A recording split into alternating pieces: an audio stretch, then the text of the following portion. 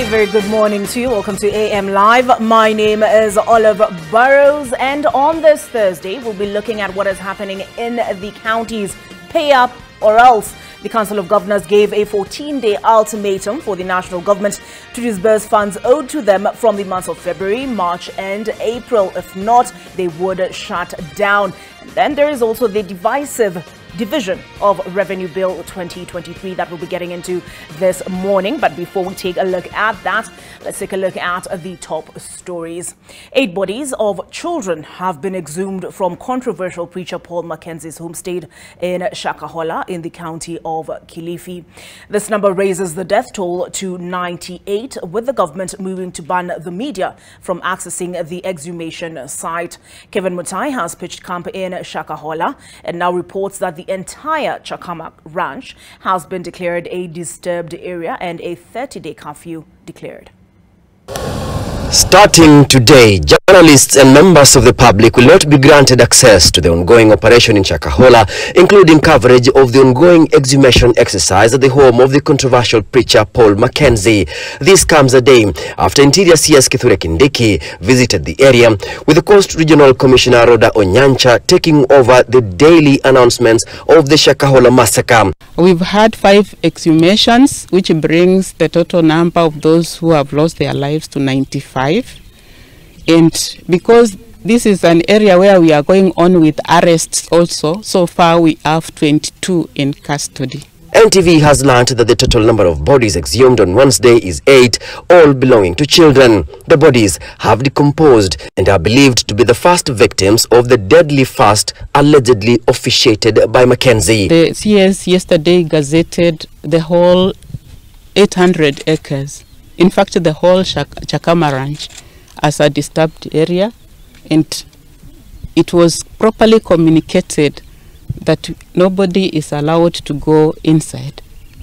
The reason is that we are slowing down what is going on there, and also let us allow the teams to do their work. Labour and Social Protection Cabinet Secretary Florence Bore, who visited rescued children in Malindi, narrated the suffering they underwent in Shakahola. Bore said the children were locked out of school, denied access to healthcare, and forced into fasting in the name of protecting them as they prepare to ascend to their Maker. I have sat with them for almost 2 hours. They've been able to open up. They have said who did what. They are very conversant. They know Mackenzie himself. They know the people who are working with Mackenzie, like they've talked of somebody called Smart. But they say there were about 6 security officers who are with them. 8 boys and a girl are in safe custody, awaiting psychological counseling before recording statements of the horrific cult. 2 of them, including a 2-week-old baby, are still in hospital. CS Bore says many children are still missing, as reports from the Kenya Red Cross indicate that more than 300 people have reported their loved ones are still missing and unreachable. Some of these children don't even know that their siblings have died. There is one who doesn't have siblings because they died on the ground here. So when he escaped, he left them behind. Another one was brought here by an uncle. The mother seems to be in Nairobi, and he says he was brought by an uncle who is a member of Mackenzie's church. Director of Public Prosecutions Nuruddin Haji has directed police to seize all the assets owned by Mackenzie as the push for suitable charges intensifies. The government has declared the entire Chakama ranch as a disturbed area, instituting tough measures including a dusk to dawn curfew and a ban on public gatherings, even as investigations continue to unravel the mysteries behind the Shakahola massacre. Kevin Mutai, NTV in the county of Kilifi. Meanwhile, NTV has spoken to some of the rescued victims of the controversial Malindi church who are currently receiving treatment at the Malindi Sub-County Hospital. The victims who spoke out in defense of their preacher, Paul Mackenzie, say they were never forced into the deadly fast. Brian Obuya, who is in Malindi, also reports that several families are flocking the hospital and the tracing desk in hopes of getting information on their missing kin. Distraught families are gathering outside the Malindi Sub-County Hospital in search of their missing family members. They have reason to believe that their loved ones joined the Paul Mackenzie Church and may be among the dead of the survivors.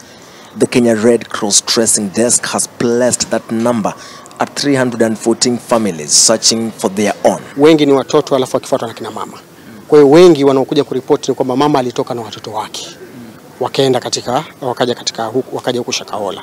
Kwa hiyo ndio sababu kubwa inatolewa, ukiangalia zaidi ni kina mama. Kwa hiyo mama anafuatana na watoto. Elizabeth Konde's son took his wife and 2 children to Shakahola. The pregnant wife at the time would give birth in the deep forest. That was back in 2019. 4 years later, the wife and children have never been seen until 3 days ago when the wife was rescued. Na aliporudi nikamuuliza, ndio akaniambia sasa watoto aliwacha huko, alikuja juzi, alishinda hapa jana. Aliwacha huko Shakahola, bwanake wanamngoja Yesu huko. Kwa hivyo hapa mimi nimempata huyo mkaza mwanangu, lakini sijapata mjukuu hata mmoja. Over the years, the son has been seen from time to time until last December. Now Konde's daughter-in-law is hostile about any information regarding the scandal, lamenting that her journey to heaven has been prematurely stopped. For the husband, she says he is in paradise. Wanasema wanaenda kununua shamba. Kama huyo kijana wangu alivopotea, aliporudi akaniambia nimenunua shamba Marereni. Hasa mimi nikamwambia ni vizuri kama umepata pesa mpaka ukajifanyia mji wako, haina shida. Lakini sasa kitu ambacho kilikuwa kinanishangaza ni ile bibi yake hajarudi. Hajarudi miaka hiyo yote hakurudi mpaka nilimuona juzi, na akiwa ndio yuko hali mbaya mpaka mimi sikumjua. Nilikuwa nazungukia hao wagonjwa wenye wanatoka huko, ndio sasa yeye mwenyewe akaniita. For Riziki, she's here waiting on 5 people, but with the hope that only one of them might be alive, her brother's son. Riziki says her sister took 3 children with her to Mackenzie's church, but they were called at some point and informed about their sister's death, but no more.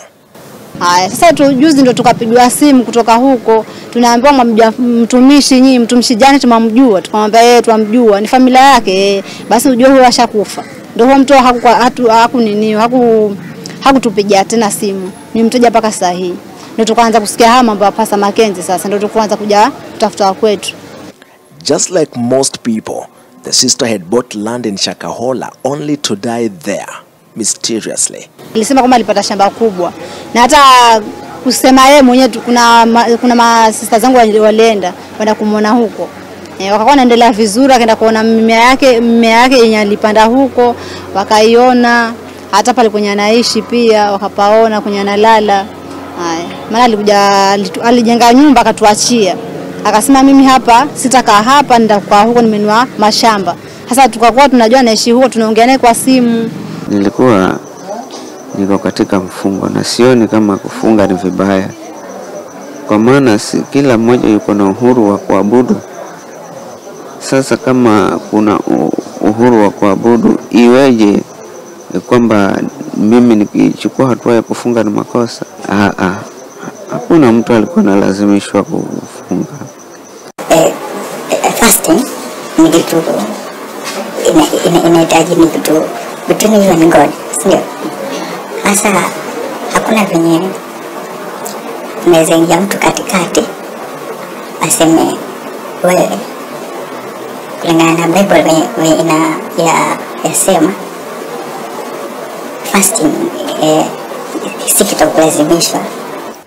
Brian Obuya, NTV.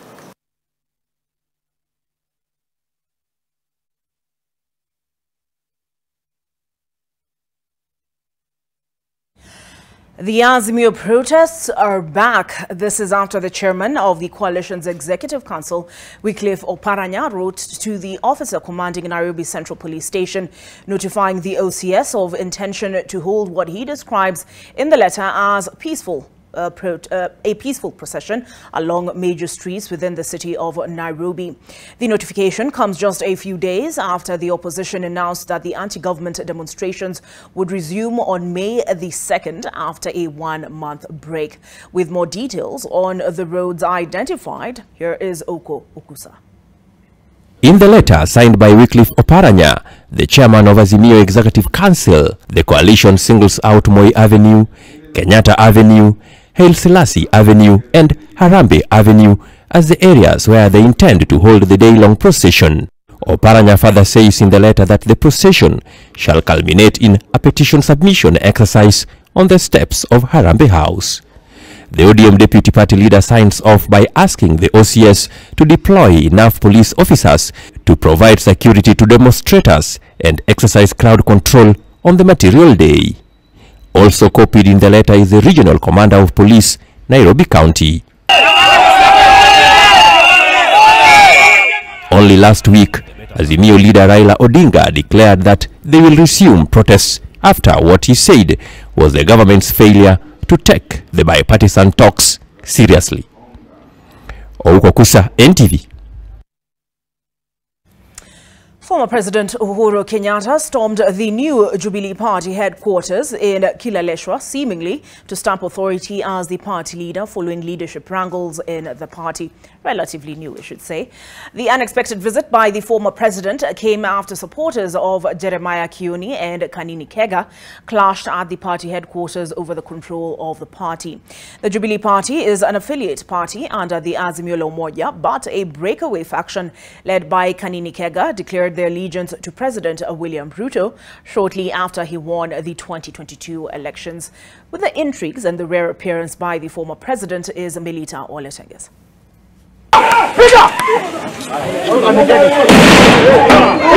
The wrangles within the Jubilee Party continue to rage, forcing the party leader to intervene. The former president has been silent on the takeover by the Kanini Kega-led faction. Kega says he was rightfully elected as the party secretary general through a national executive council meeting held in February, ousting embattled secretary general Jeremiah Kioni. Sisi hakuna kitu tunauliza, hakuna kwa mtu tunaenda, hakuna cha mtu tunauliza, tunataka tu haki yetu. Na hata wakati walijaribu kutunyang'anya chama, tulienda na tukafuata ratiba ya kwenda kotini mpaka tukapata haki yetu. Kwa nini sasa muje mtusumbue? Jamani, tuishi kwa amani. Jamani, tuheshimiane. Before former President Uhuru Kenyatta made a surprise visit at the party headquarters, there was a clash between supporters of Jeremiah Kioni and Kanini Kega and members of the Azimio party who tried to access the party headquarters. Police lobbed tear gas canisters to disperse the rowdy youth. A visible angry Kenyatta chased away police officers from the premises. Last week, the Political Parties Tribunal upheld the Jubilee Party's National Executive Council resolution that installed Iala MP Kanini Kega as Kioni's replacement. Kioni's fate now lies with the party's Internal Dispute Tribunal Resolution Committee. In its judgment, delivered on April 16th, the tribunal said that the notice for the National Executive Committee meeting issued on February 2nd and the subsequent National Executive Council meeting on February 10th, which imposed Kega, was done in accordance with the party constitution. We are hoping that from today he will not purport to represent Jubilee. He will not purport to have this office as a headquarter, because this office is also not gazetted as the official headquarter of Jubilee, and from today Jubilee will not operate from this headquarter. Kioni anapozungumza anazungumza kwa niaba yake mwenyewe, hawezi zungumza kwa niaba ya hii chama. Hii chama iko na whip anaitwa Samuel Arama, iko na deputy whip ambaye ni mimi mwenyewe Sara Korere. Kwa hivyo anybody outside that sijui ni nini anatuambia. Kenyatta's comeback politically sends an authoritative message on his position on the party coup, but also a political standing that may shake up the national politics. The takeover also resulted in the suspension of the party treasurer Kagwe Gishoi and the vice chairperson David Murathe. There is opposition to the decision on grounds that only the party leader can convene the National Executive Council of the party. Melita Oletenges, NTV. All right, that story by Melita Oletenges leads us up to interrogation, perusal actually, of the dailies this morning. And it informs several headlines, including that of The Standard. Actually, a couple of headlines. Let's see. The Standard says hidden hand in Jubilee takeover.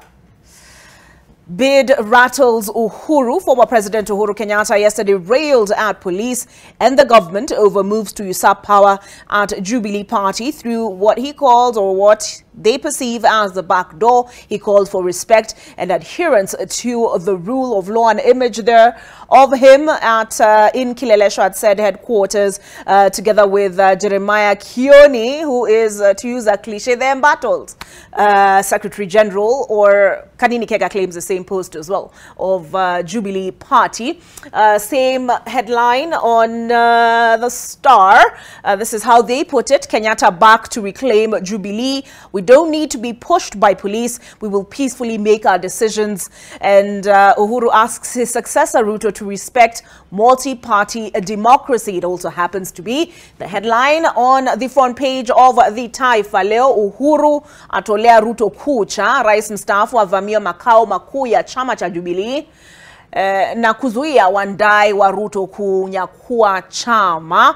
And an image of him here behind a desk. Rais mstaafu Uhuru Kenyatta jana alilazimika kufika katika makao makuu ya chama cha Jubilee kudhibitisha ubabe wake katika chama hicho, siku ambayo ghasia zilikuwa kati ya viongozi wanaoegemea upande wa Rais Ruto na wale wanaounga mkono aliyekuwa mbunge wa Ndaragwa Jeremiah Kioni. It's also on the front page of the Daily Nation, just not the headline story. And it reads as such: Uhuru joins fight for Jubilee's soul. And I'll ask the Migori Senator, Eddie Okech. Good morning. Morning. Good to have you in studio. We are awaiting your counterpart in the Senate, and that is Senator Hilary Sigay. Senator Bomet, I almost said Migori, Senator Bomet, and we'll be interrogating in the course of these, let's say, an hour and 40 minutes or so, the cash crunch in the counties. But before then, what do you make of these events that transpired yesterday outside the Jubilee headquarters? Did you expect that former President Uhuru Kenyatta would be making an appearance? First of all, good morning, Olive. And also, before I make any comment about this, I must take this opportunity to just pass my deepest condolences to the families that are continuing to experience the toughest form of grief that we are seeing in Kilifi County. And I know it doesn't only affect the people in Kilifi County, but it does affect actually many families across the country. I think it's something that we cannot lose sight of, and it is my deepest condolences, and I hope that God will give those families grace.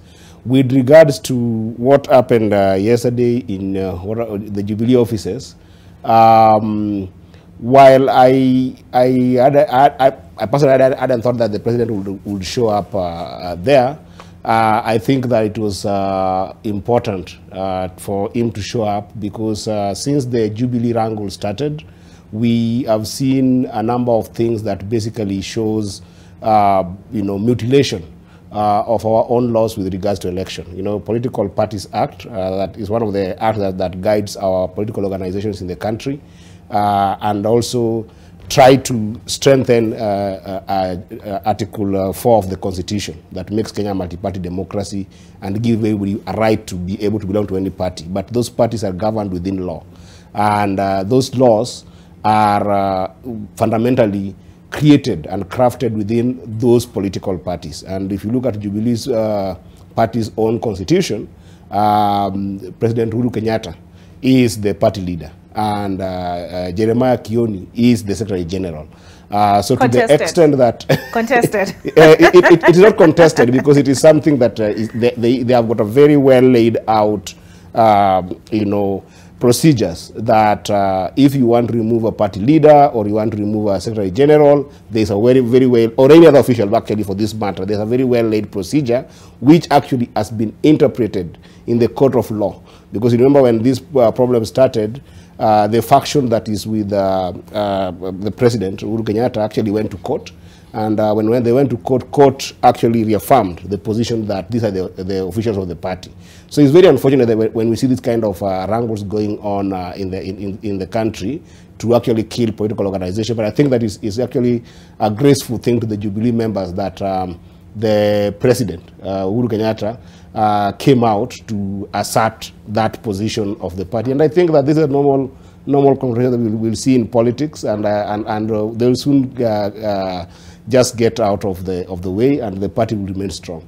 And also remember that Jubilee is an affiliate of Azimio still, legally, under the coalition agreement that is still filed with the Register of Political Parties.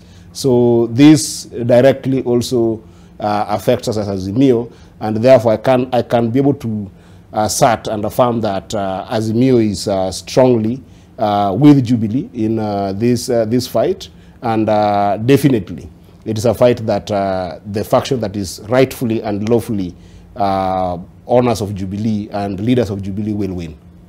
We will see how events play out. But you did mention Shakahola, right, when you started your remarks, and that is actually the headline story on the Daily Nation. You slept on the job, MPs tell a trio. Authorities have barred journalists from accessing the crime scene. Where were you? Angry lawmakers point an accusing finger at the country's top security chiefs, Japhet Kome, Amin Mohammed and Philip Kameru, for failing to stop the massacre of Kenyans in Shakahola village, Kilifi County, as the death toll climbed to 98 and government imposed a dusk to dawn curfew while declaring the village a disturbed one. And I can see here on the front page the gentleman being questioned, Muhammad Amin, Director of Criminal Investigations, Major General Philip Kameru, Director General National Intelligence Service, Japhet Kome, Inspector General of Police. 98 is the death toll so far. 8 more bodies were exhumed yesterday, even as the search continues. 5 children were told by the regional commander. And I see here a refrigerated container arrives at the Malindi Sub-County Hospital yesterday. The container, delivered by the International Committee of the Red Cross, will be used as a makeshift morgue for the bodies recovered from the Shakahola massacre site. All right, let's now take a look, unless you had something to add to this, Kwame. And we're joined by Kwame Owino, and he is the CEO, Institute of Economic Affairs, and he'll be assisting us with the numbers this morning. But anything to say on Shakahola? No, I mean, it's actually just sad that we have 100 people dying. I think these are needless deaths. They could have been avoided. But as you said, legislators are right to place some light on, or heat rather, on the 3 that you've mentioned, because it looks like Kenya's police and investigation services are more attuned to investigating politicians and following politicians around. So if these people had been planning a mandamano, they'd have been caught very quickly. And here are children dying of starvation over some months, and it's not been discovered. I think it just shows you, I mean, that's a degrade for Kenya's security services. All right. Unfortunate, truly unfortunate. You have something else to add? Yes, I think on Shakahola, one thing that, and this is a debate that has been going on in Parliament, Olive, it's a very sad state of affairs. Today, in Kenya, if in any church or in any religious organization, somebody was to just faint and die in the church, it will be a major headline in our newspapers, in our media house rooms, and even to BBC levels. Somebody collapses and dies in the church. You have got people who are dying within Kenyan borders over a prolonged period of time under the watch of not only there are 3 security officers. In fact, I made a statement yesterday in Senate and said that we really need to start holding stakeholders accountable. And stakeholders in this case are all leaders. Because when this is happening in Kilifi County, to a point that 2 people, 3, 10, 50, 100, some of them children and women of this country are killed and put in mass graves or die under whichever circumstances, it keeps the MCAs of the area. It keeps all the villages, the village elders of that area. It keeps all the chiefs and assistant chiefs of that area. More painfully, it keeps all the political class at the level of the MPs of that area. It keeps the senators of that area, the governors of this area. And this is something that has been going for long. And the worst, it keeps the national leadership of this country. You know, it indicts our entire intelligence system. And for me, I don't think that is an issue of incompetence or in the area of our leadership or in the area of the intelligence of this country. I think it's just an issue of the way state has actually treated religion. We have treated religion without being able to actually ensure that religious leaders in this country are held accountable and are transparent in what they do. Because this problem, and I saw yesterday in the media, one of the bishops from Mavueni Church in Kilifi, Ezekiel, also being probed by the DCI. This problem shows a problem of state mixing with religion. Because when the state has started mixing with religion in a way that you kill secularism in this country, then you start to have a problem where leaders from both sides actually cannot be able to hold each other accountable. The politicians cannot hold, the political class, not the politician, but the political class cannot hold the religious leaders accountable. We don't know which books they're running in terms of their finances. We don't know what they're preaching to our people. And then on the other side, the religious leaders, because they start commercializing their organization to the extent that the political class gets this as a safe haven to get population to talk to, get the safe haven to sometimes hide some money in those churches, get the safe havens to do any kind of wheeler dealing with the religious class, then the religious class cannot be able to keep the political class accountable. And we must start interrogating ourselves as leaders. In fact, I feel I should be blamed as a leader in this country. How did this, happen under my own watch as a leader? But more importantly, I feel like other leaders who we have even seen, interacting with this kind of pastors in public, interacting with this kind of pastors in functions that some of them are even state functions that we have seen some of these pastors attending, must be held accountable. And they must hold themselves accountable so that we should never see what has happened in Shakahola in our borders again happening anywhere in the country. I agree on that last one, that we should never see what happened in Shakahola happening anywhere else in our country. And now I'll move us along now into matters economy. And also on the front page of the Daily Nation, cash crunch, counties on the spot, over 65 billion shilling statutory dues. And I'll grab my hard copy here so that I can better read.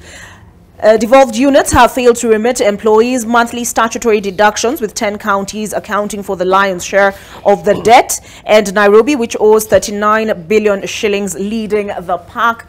This is an issue that has been raised repeatedly. More on this I see on page 23 of the Daily Nation. Let's take a look now at the Business Daily and see what they have for us.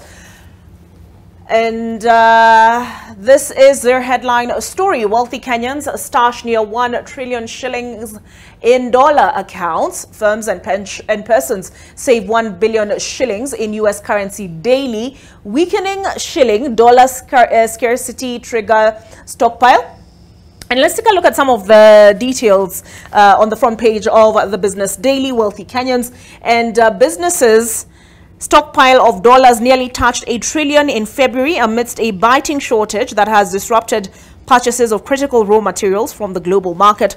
Central Bank of Kenya data shows that foreign currency bank deposits hit a historic high of 987 billion, just 13 billion shillings shy of the trillion mark, as individuals and big companies sought a safe haven for their wealth. The 66 billion shilling increase in dollar deposits in January and February was equivalent to daily savings of 1 billion shillings in the period. Investors opted to open foreign currency dominated accounts in the hope of making. They leave us in suspense. They tell us go and read more on page 2 of the Daily Nation, of the Business Daily. But speaking of the dollar against the Kenya shilling, Kwame, you hosted what do we call it? A live event that had the EPRA DG. Yeah. And he was explaining how this government-to-government oil importation scheme works, and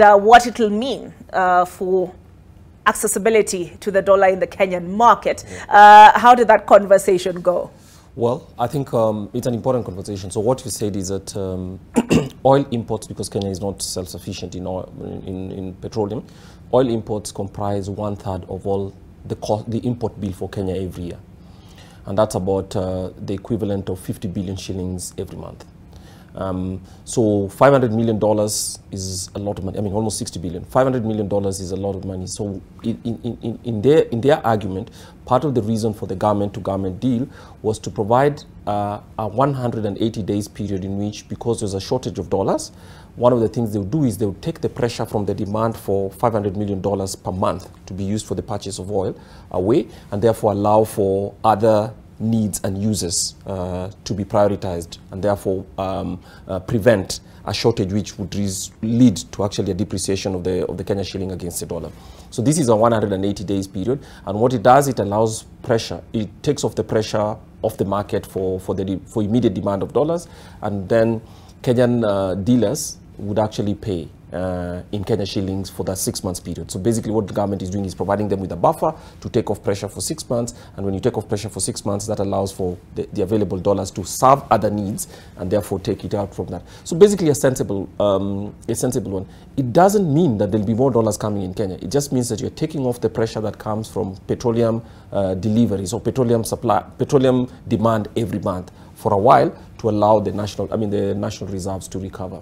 All right. Yeah. So you're saying it doesn't mean that we'll have more dollars coming into Kenya? No, it doesn't by itself. It just means that the pressure that existed right now, when there was quote-unquote a shortage of dollars, will be eased, because for 6 months, at least every month, the 1/3, the $500 million that are required to pay for dollars, because petroleum is procured in the dollars. So what the government of Kenya managed with the government of UAE, 2 firms in UAE, and the government of Saudi Arabia, Aramco, which is a Saudi Arabian company, is to allow Kenyans for the time being to actually buy without paying in dollars. They'd pay in shilling in a Kenyan account, and then over 6 months, when the dollar pressure will have eased, that amount of money can be paid. So what you're doing is just taking off the pressure that comes from a big demand for dollars every month from petroleum dealers, and that's it. So it's just buying a buffer for 6 months, 180 days. It might be extended or not, but for the time being, it gives them 180 days so that the Kenyan shilling does not depreciate based on the pressure every month for dollars. What do you make of the strategy, Senator Ketch? It's a gambling strategy. Well, the reason why it's a gambling strategy is because this is akin to when you have got your own pressure about money supply. You risk. Well, let me start with the basic. Like if you've got a pressure of money supply in your economy, your own currency, then you risk thinking about things like, can I print some few money to be able to, just off the pressure? Then before you realize, things really get out of hand. The issue of the pressure on the dollar right now, the biggest problem that we have actually is because we have got huge debts in the country that we borrowed in dollar terms. So that every money that we are collecting right now as a country, 65% of that money we are actually paying, we are collecting Kenya shillings, and then we end up paying our debts in terms of those Kenya shillings against the debt that was taken in terms of dollars. I think that's the biggest problem, that if we lose our sight in terms of solving, this will not ease the pressure. As Kwame has said, oil importation only form about a third of our GDP. But if you look at our debt to GDP ratio, you will find that it's over actually 61% right now. That's already a problem.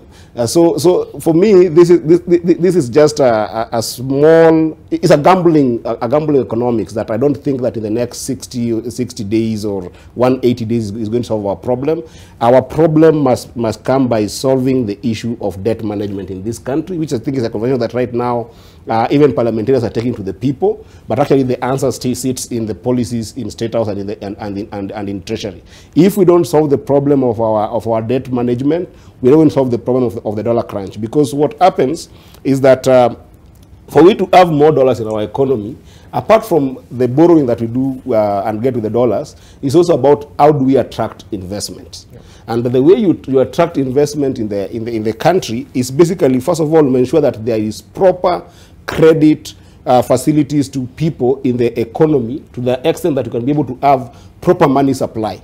And when there's proper money supply in the economy, what happens is that investors start seeing that there are people who have got money in Kenya, I want to go and invest there because they can be able to spend. So you have got investors from abroad who have got the dollars coming into the economy and investing in a way that then allows that money supply to again to bolster.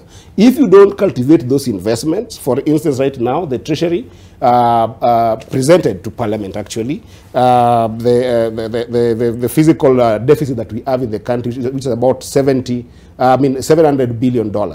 In this $700 billion, they are proposing to us that about 198 billion is what they are going to borrow outside. And then they want, they're going to borrow outside the country. And they want to borrow up to 500 billion locally from local domestic market. What will this do? What this will do is that it will make sure that our banks, because it is more lucrative to borrow to government than to businesses. When they start borrowing up to the tune of 500 billion from the local economy, there is no way businesses are going to compete for credit facilities with the government. We're going to have serious crowding out continuing, and that means that there's no more economic opportunity for people to do in the country, and you keep on suppressing money supplies locally, and then you keep on squeezing money from the same businesses. Whatever you get, you pay it again in terms of debt in dollars. So it's going to be a cyclical problem that I don't know in the assessment of somebody like Kwame whether it's going to solve the problem. But I don't see it solving the problem if you don't solve the equation of debt management and money supply in the country. All right, speaking of debt management, we're getting, well, I want us to move proper into that, because is that what is contributing to the situation, the cash crunch the country is experiencing? And let's just finish up with the business daily, take a break and come back with that conversation. Share of foreign investors trading at NSE plunges to 30%. And this particular report is by Elizabeth Kivuva. Foreign investor participation at the Nairobi Securities Exchange plunged steadily to a record low of 30% in March, trading shares worth 19.5 billion shillings and leaving the bourse to rely on domestic investors who have less purchasing power. The foreigners were accounted for 81.6% of market activity in January 2019, when their trade stood at 26.4 billion shillings, have been fleeing the NSE on the back of rising interest rates in the developed economies. They have also been spooked by the weakening of the Kenya shilling and shortage of US dollars in the local market, developments that hurt their returns and make it difficult to liquidate their positions. Data from the Capital Market Authority, CMA, show that foreign investor participation fell steadily in recent quarters to 30% in the 3 months to March, coinciding with the decline in market capitalization. The total value of stocks listed on the NSE declined to 13.3 billion shillings yesterday to stand at 1.67 trillion shillings, sitting at a 6-year low. The sell-off has hit many counters, including blue-chip firms like Safaricom, Equity Group and KCB Group, which are popular with foreign investors due to their fundamentals and liquidity in terms of traded volumes. How worried, Kwame, should we be about this? Well, yes, I mean, the exit of foreign investors is usually a signal about confidence in the economy over the next 1 year or so. And I think what they're suggesting is something that Kenyans are aware of. It's not very good times. It's not because these companies by themselves are not necessarily good. They represent value. But the second bit is that, you know, as the US currency has been getting stronger, many people are actually diluting their investments in developing countries and countries such as Kenya, taking money off the securities exchange and taking it back to the US, because the US dollar is quite strong. If you add to this the question that over the last few months, it's been a problem for some companies to actually repatriate profits, because one of the things you have to accept when you have investments such as the securities exchange is that when people wish to take their money out, they're able to take it. And there's been a serious problem in not just the interbank, but just finding dollars. So when people find those dollars, they don't see that. When they can't find dollars, they wait. You know, you keep a wait. And as soon as you can, you try to get as much of your money out as possible. And that's what's reflected here. So it's a function of what's happening globally, but secondly, it's just basically the Kenya shilling, the trading the trade in the Kenya shilling vis-a-vis the dollar or foreign currencies in general does not inspire much confidence in people so far. They're not too sure that they'd be able to repatriate when they want to, or that they'd be able to find the dollars that they want to. So it's that double shock, and that obviously is leading to that outflow of money from the securities exchange. All right. Let me quickly look at the ticker so that we can take that break. Why global firms see Kenya's inflation staying above target. Global economists see Kenya's average cost of living breaching government target for 2 consecutive years for the first time, more than a decade, on the back of elevated food prices and a weakening shilling in a net import economy. Would-be buyers lose appetite for Java on low sales. Would-be buyers lose and that's the second story highlighted on the ticker. Restaurant chain Java House is struggling to find buyers amid reports of low profitability that has made it difficult for its owners to get the price they were looking for. And finally on the ticker, oil companies to bag 4.2 billion shillings in arrears this week. Oil marketers will this week pocket 4.2 billion shillings from the state as the government races to clear billions of shillings owed to the dealers as compensation for keeping pump prices low. All right, so I will leave the newspaper review there. We'll come back on the other side of this break to look at this: pay up or else. County governments have threatened a shutdown, and there's a division of revenue issue. But so Senator Diokechia be among several senators who walked out on account of a vote that did not support the increase of the allocation to the counties up to 407 billion as recommended by the Commission on Revenue Allocation. On that, on the other side, hopefully I would have traced the Bomet senator. See you then.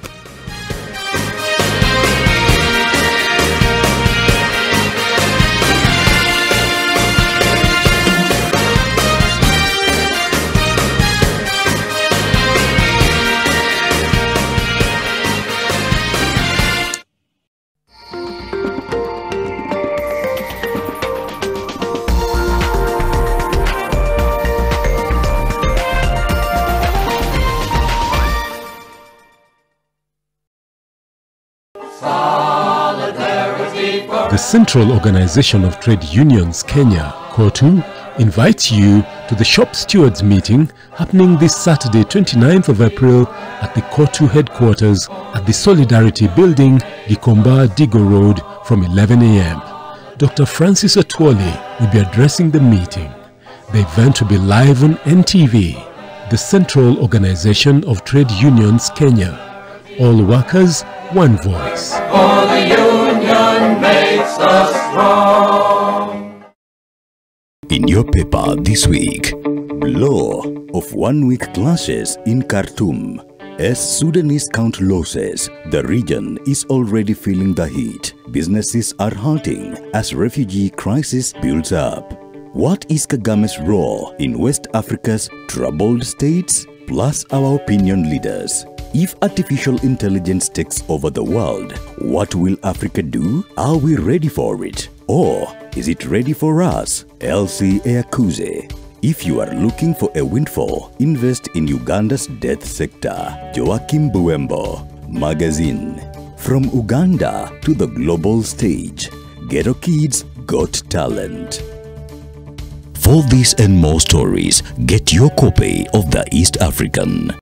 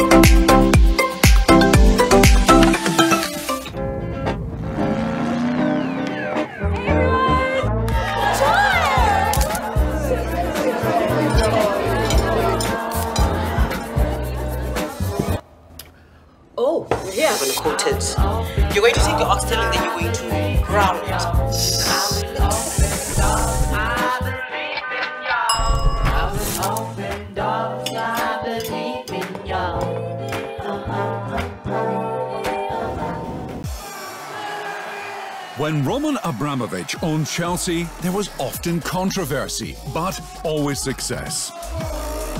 Under Chelsea's new owners, there seemed to have been only chaos and calamity, a sad state of affairs at Stamford Bridge. So, as this season ends, it is time for Chelsea's owners to show they are capable of returning belief to the team and the fans.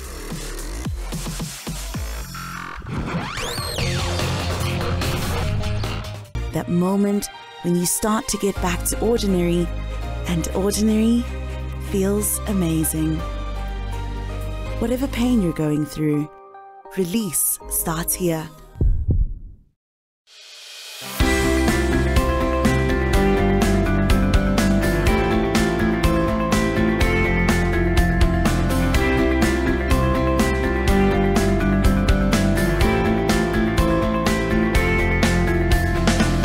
God is always engaged in our affairs.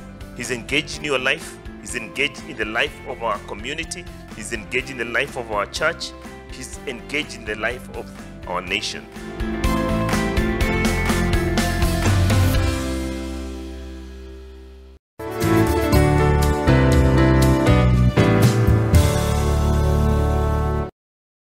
Own your dream home for as low as 1.98 million Kenya shillings in Vipingo Kilifi. SMS Vipingo to 22365 or call us today on 0740 400 215. Terms and conditions apply.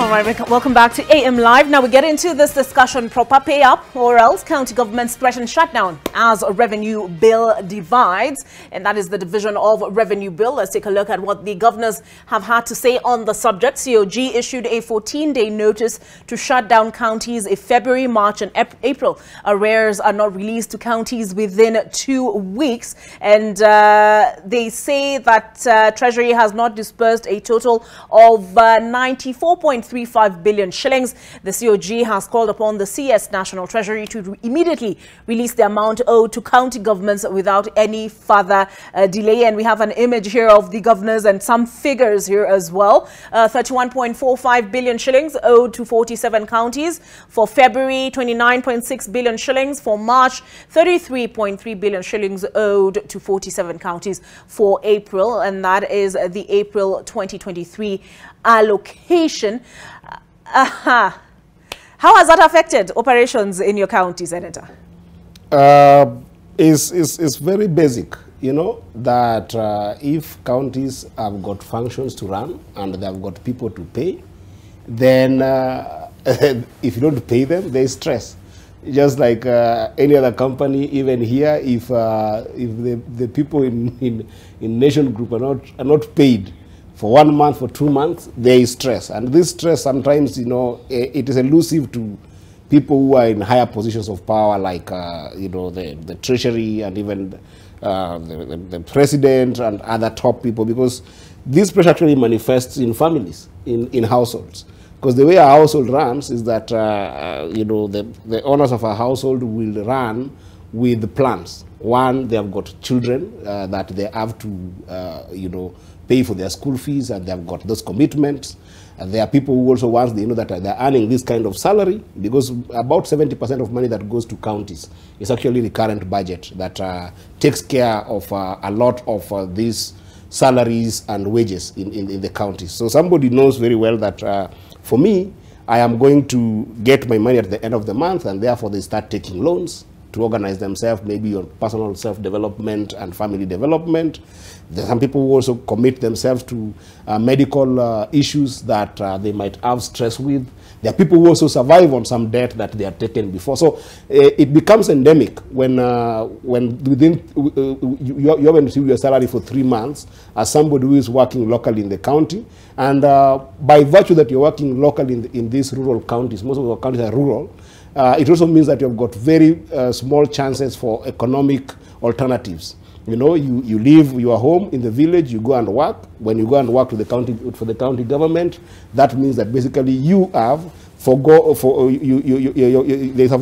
opportunity of you actually being in the farm. So it becomes very, very problematic, and it's putting a lot of pressure in counties, and that's why county governments are saying that if they are not given the money that they are owed by the national government, definitely it becomes a recipe for shutdown in counties, because they can't continue having these functions that are devolved to them, and they're not able to pay. In fact, to some extent, the pending bills that counties have, even to suppliers in the counties, are contributed heavily with these problems. And then now the last biggest problem that the counties now are facing and are confronted with is the issue of statutory deductions. You know, the counties are supposed to deduct money to be able to pay for things like insurance, pension funds for the people in the grassroots, tax even, you know, payee that KRA is supposed to take from people in the counties. When these statutory deductions are not paid on time, what ends up happening is that they start accruing debt. And you know, I sit in the finance and budget, we had to summon KRA together with the Treasury, because KRA is also putting pressure on counties, knowing very well that the exchequer hasn't released money to counties, yet they find counties that have not been able to remit their statutory deductions. So it's an endemic problem that is valid to fight for counties to be able to get money. All right, and speaking of statutory deductions, I had glanced at it, so to speak, a little earlier, and that is on page 23 of the Daily Nation. Counties on the spot, over 65.7 billion shillings statutory dues. Failure to remit employees' deductions jeopardizes their lives after retirement. At a glance, 85 billion shillings, 10 counties account for lion's share of the debt, standing at 59.98 billion shillings. And I'll come to that when I ask, you know, what are the contributory factors? What is behind this cash crunch that counties are experiencing? But before you answer that question, Kwame, my first one is this: when civil servant salaries were delayed, and we made a lot overdue about it last month, and we said it was unprecedented. I don't know how true that statement was or factual, in actual fact. But is this unprecedented, or is this just business as usual? This delay in the disbursement of funds to the counties for, in this case, 3 months. But I remember, was it this month or early this month or last month, Anwar Guru had actually said they haven't received money since December. Yeah, I mean, counties receive money on a schedule, quarterly or a little sooner. It's not unprecedented in the sense, that sometimes counties don't receive money because they have certain obligations. Say, for instance, they haven't entered everything so that the control of budget could clear and actually have them receive money. So there's a difference between not receiving money because an administrative step has not been undertaken. What we have here is serious, and in my view, it's not passed, and it's not passing soon. We need to be careful and honest with ourselves, because there's no money to disburse. So when you have, when the vault is empty, is very different from, look, we can't open the vault because you have not filled in your forms. It's like going to the bank and saying you filled in your forms, but something isn't right. You have to bring your ID and stuff like that. But what we have today is because there's insufficient money in the first place to actually distribute it.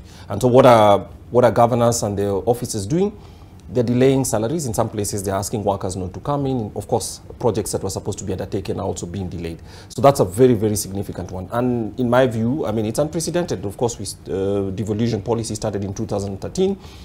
So obviously, this is the first time when we had that this is not a crunch related to the fact that one county or the other has not adhered with administrative steps. This is just because, yes, there isn't money. And so obligations that county governments have, which are the regular obligations, paying salaries and obviously meeting other objectives, providing frontline services, and doctors and health workers are actually saying that, look, we are going to have to not go to work, because even if we go there, there's no possibility of achieving what we need to do. So that's it. That definitely is unprecedented, and this is certainly not a really, really good signal. And it actually shows it's not just a county problem. When health workers are not coming to work, you'll actually see the disease burden and the pain among Kenyans who depend on public services going down there. So yes, that's unprecedented. All right. So, what does that mean for us as a nation? Because you're saying it'll get worse. Yes. So, what can we do in this case? What specifically?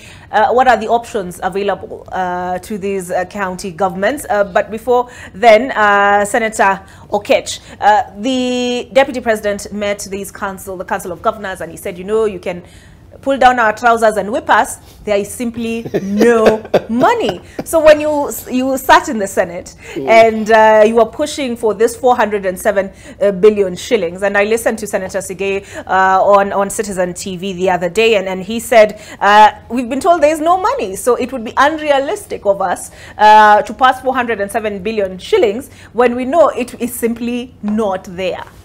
Let's start with the debt side that the Treasury owes. You know, the Treasury owes national government the same way it owes the county governments to start with. And I like the fact that Kwame has talked about what I'll call exchequer receipts versus exchequer demand. Yeah. On the demand side, exchequer demands are basically requisitions that exchequer gets from national government and exchequer gets from the county governments.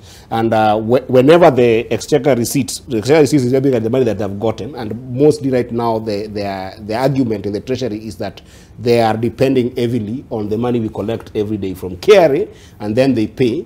And then the question, therefore, of lack of money then becomes, does the exchequer have money really that they have collected? So they're saying that they're collecting money now and then paying as it comes, and it's not a cruel system. Yeah. It's an accounting system where the money comes and then they pay these two.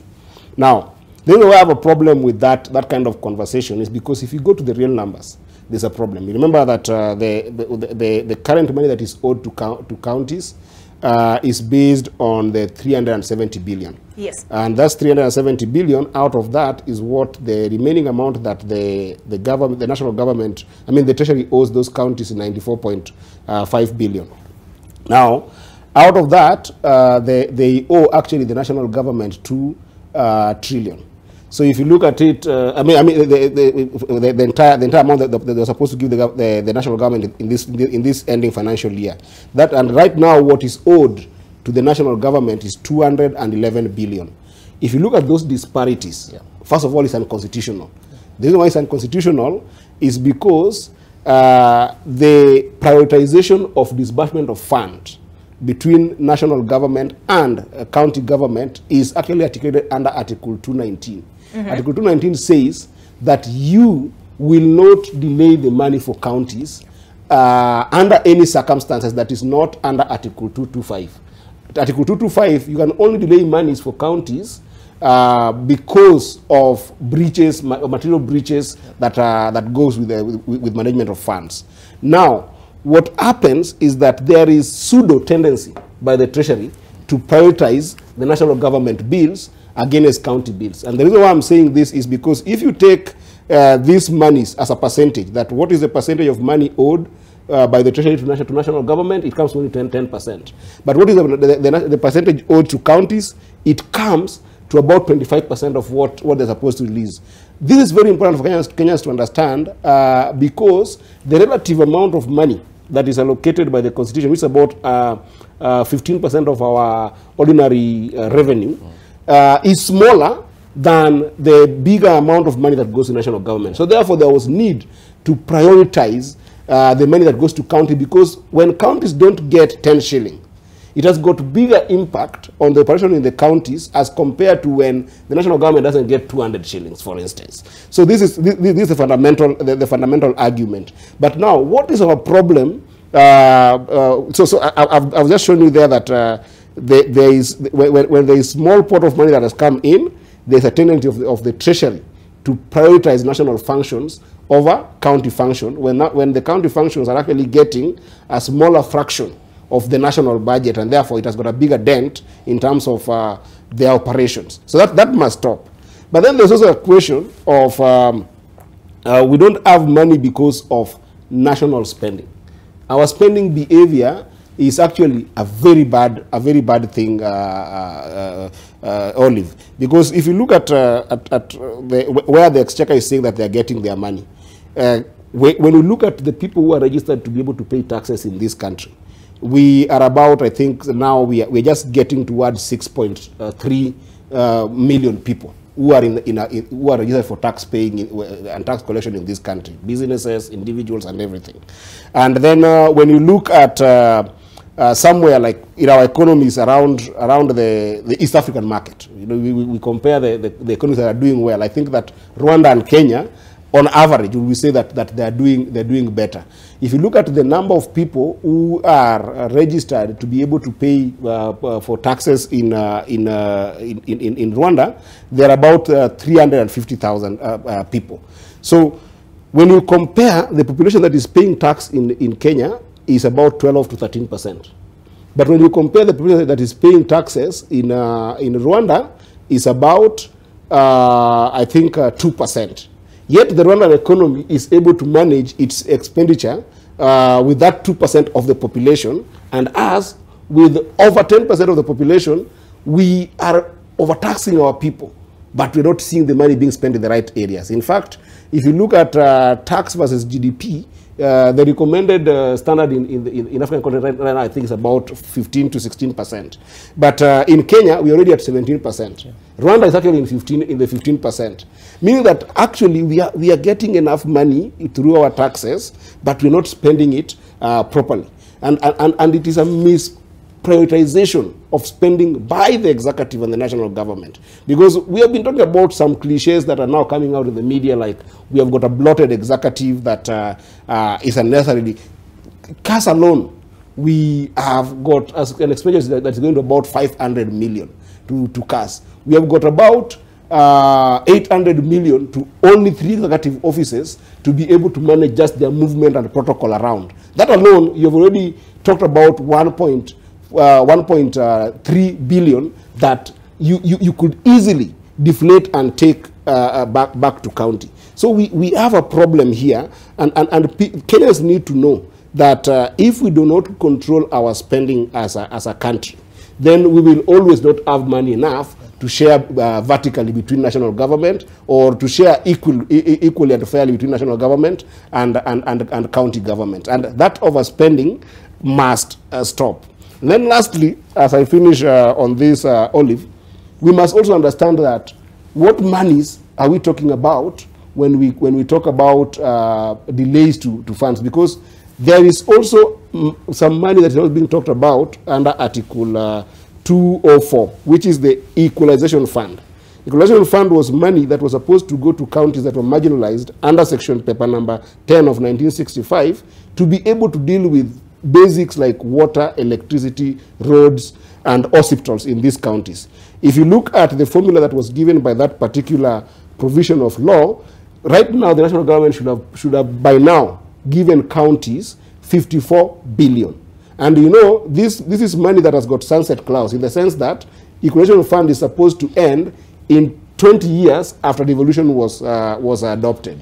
Now, out of that 54 billion, can you believe that the government did some of the allocation of about 26 billion and was only be able to release about only 12 billion? It is the first time, actually yesterday we were debating this in the House, it is the first time that we are having a bill that can be able to actually give these counties that are suppressed by marginalization about 10 billion. That means that we still have another 31 billion that is unlocked in that money. And again, that money is with the National Treasury, and that money has not been given to these counties. So all of those monies that we're talking about, you know, the equalization money, the additional allocation money that we're talking about, and then the equitable share that the counties are supposed to get, if not released on time, have got a serious ramification in terms of absorption and dealing with problems that we are seeing in the counties. And these monies, as we are talking right now, must be given to counties. And this is something we told the CS. We had the CS in the CPIC, And we told the CS that these monies must be released to counties before the end of this financial year. Of course, as Kwame said, we have got a schedule for being able to disburse this money, and we have interrogated that schedule with Treasury. But the Treasury has always been mischievous in not meeting those schedules, and that's why you are seeing this kind of confrontation between the Treasury and the county government. All right, Kwame, explain something to me. You mentioned the CAS debate that has been happening. And when the same question was posed to the government's chief advisor, the president's chief economic advisor, David Ndii, yes. He said, don't look at absolute numbers, that is a drop in the ocean. Look at the budget deficit.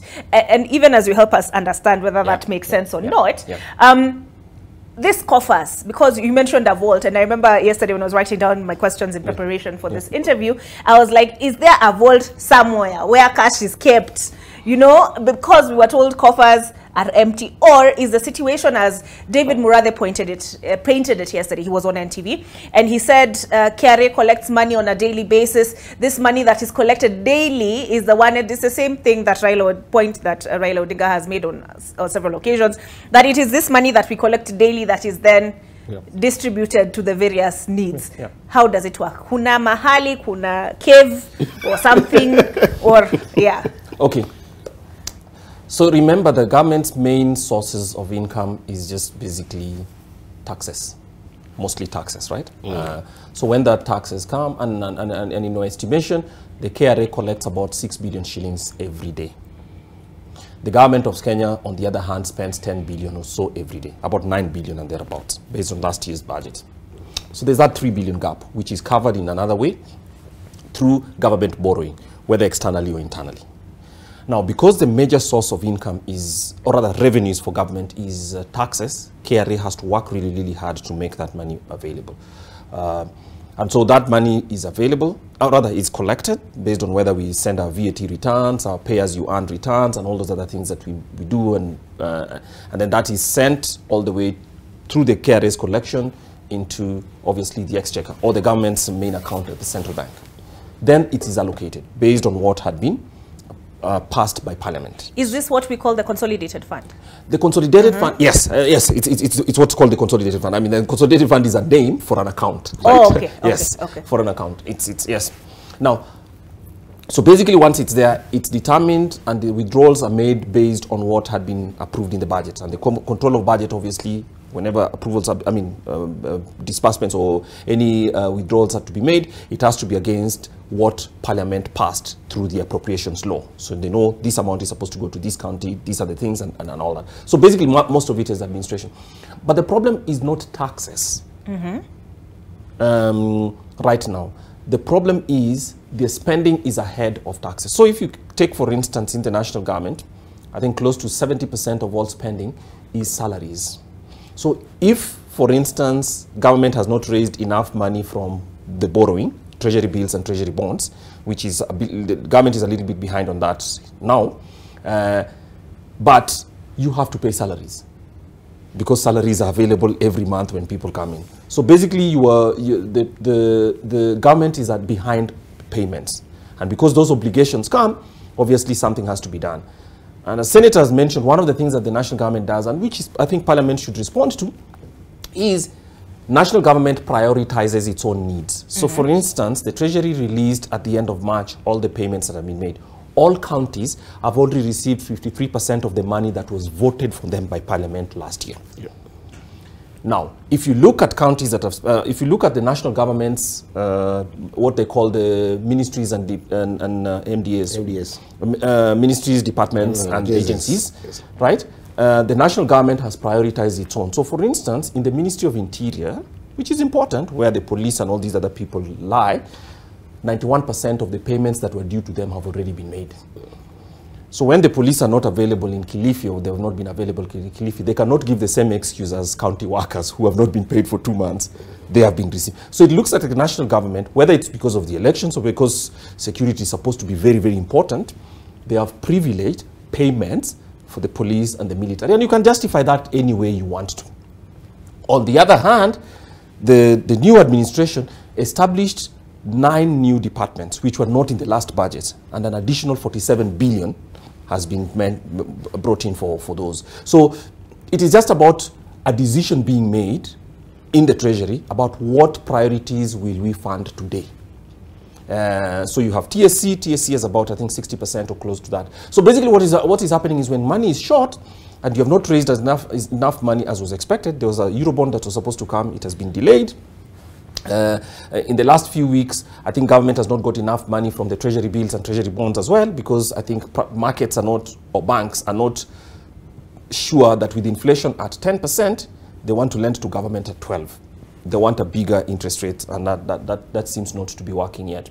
So when that money is not coming in as was anticipated, somebody has to make a decision. The decision that is being made now is it's counties that are suffering, because counties don't have good defenders and counties are very easy to blame.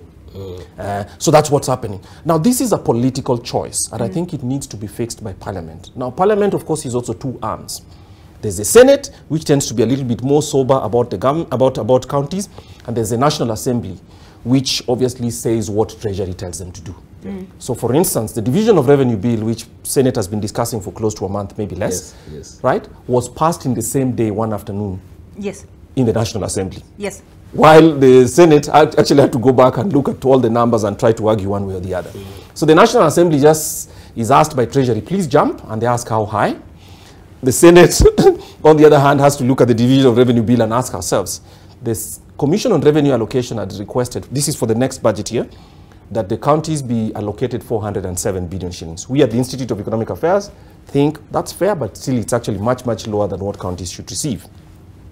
The Treasury had asked for it to be at 370 billion, which has been like that for the last 3 years.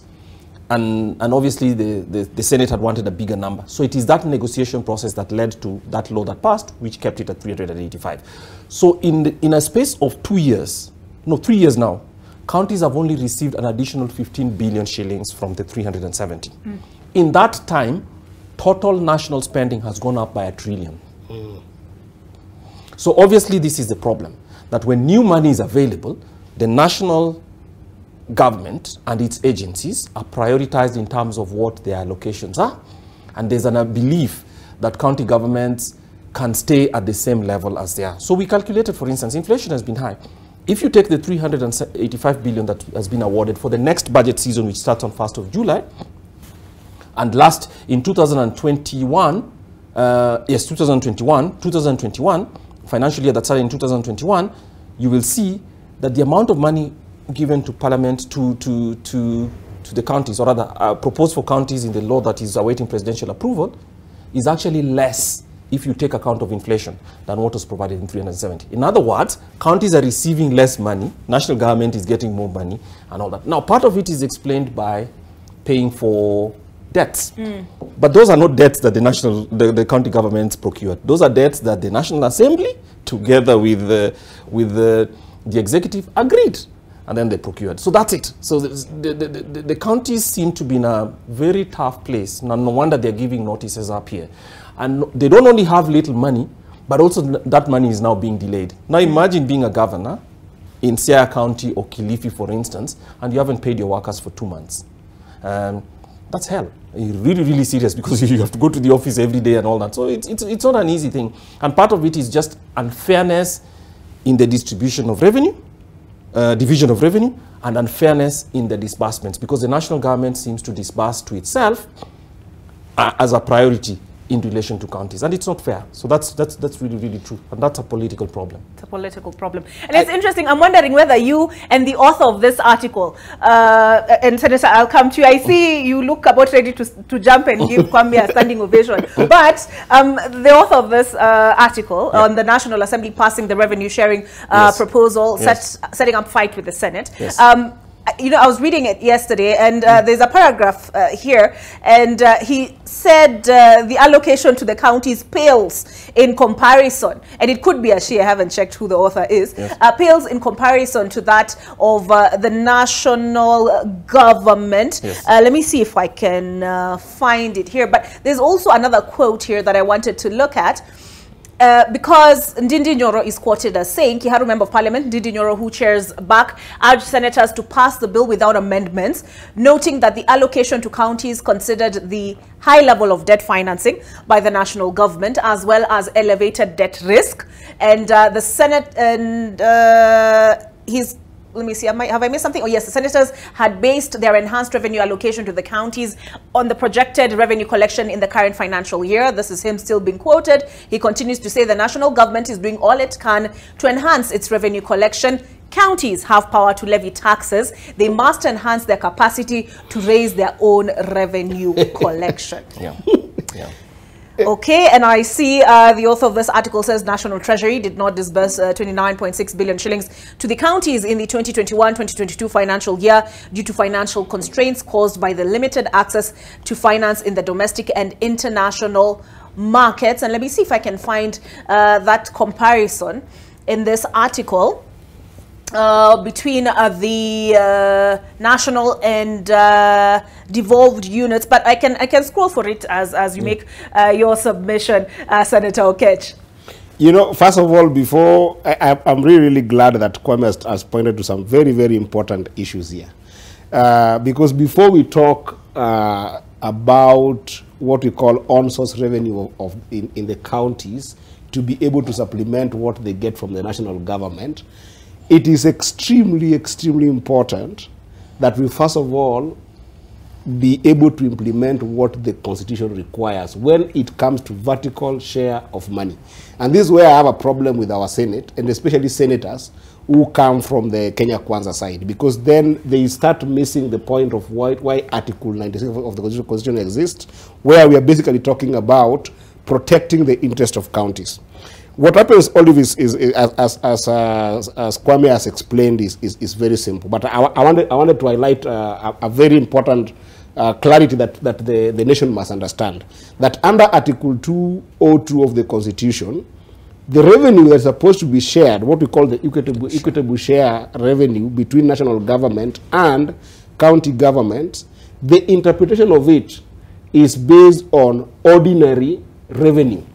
Ordinary revenue is what we call taxes collected within our borders, such that ordinary revenues, if you look under Article 203(2), says that 15% of that money will go to national government, local government, and then 85% will go to national government.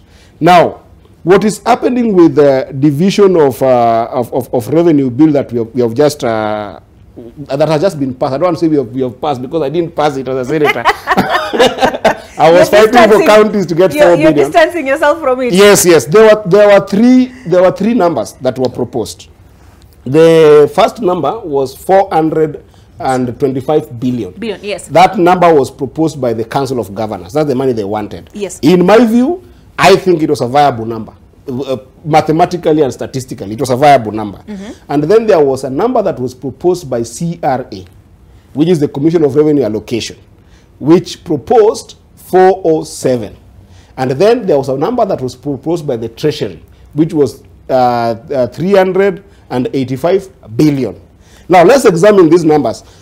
What really disappoints me is that there is something called intellectual laziness among some of our legislatures, because the numbers as were proposed by CRA were purely mathematical issues and placement issues in the budget. What do I mean by this, Olive? You know, I drew your attention to Article 203 of the Constitution, which says that at least... It was 219 that you drew my attention? No, on division of revenue. Division of revenue. Yeah, okay, 203. Let me scroll. Yeah, 203, 2. You can look at sub-article 2. Yes. It basically says that not less than 15% of the last audited finances, right? Yes. Shall be given to counties. Okay. So it says for every financial year, the equitable share of the revenue raised nationally that is allocated to county governments shall be not less than 15% of all revenue collected by the national government. Yes, and this one is the last audited revenue and approved by Parliament. So right now we have got the last audited revenue that we actually have is 2020, 2021, but it hasn't been approved by government. In the spirit of that constitution, therefore, it means that we go back to 2019, 2020. Yes. Now, 2019, 2020, if you look at the ordinary revenue that was audited there, is about 1.7 trillion.